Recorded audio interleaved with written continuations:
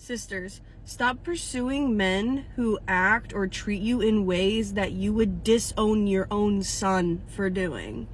Unfortunately, a lot of us have been beaten down by social norms, social media, our own peers, sometimes our own family, to the point where we don't value ourselves enough to realize how we deserve to be treated. And this unfortunately leads to a lot of us having really, really low standards, to the point where we will let men literally walk all over us and treat us like garbage because we don't think that we deserve anything more than that.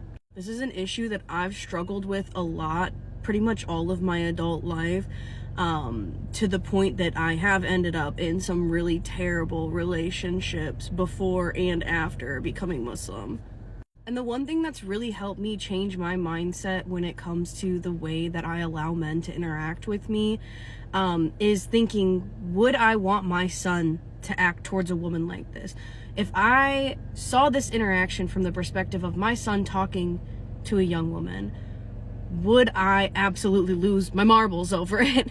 And this has been really helpful for me because I do have a son now. He is just like 2.5 years old. He's gonna be 3 this fall. So inshallah, I don't have to worry about him pursuing women for a long time. But I think a lot about, if I am going to get married, and inshallah, if I'm going to get married, whoever I marry is going to be the main role model for my son. Now, my son's dad is in the picture and he does help out a lot, but he's not Muslim, he's not religious, and obviously once I get married, we're gonna have much more of a distant contact than we have now. So inshallah, if I get married, I want that man to be the man my son will grow into. I want that man to treat me in the way that my daughter would expect to be treated, to expect to be valued. So I'm not going to lower my standards just because I want to get married. That's ridiculous. I would much rather never get married in this lifetime than lower my standards to the point where I bring a man into my son's life that will lead him to be a man that I wouldn't want to see my son become. And this goes for anyone, not just Muslim women. This goes for all women.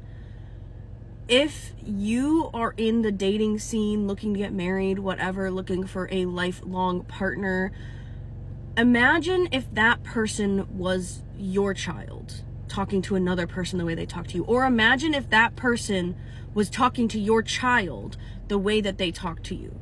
Would you be okay with that? Because it's hard for us to value ourselves, but it's not hard for you to imagine how much you would value your child, or how much you do value your child if you do have a child. So think about it.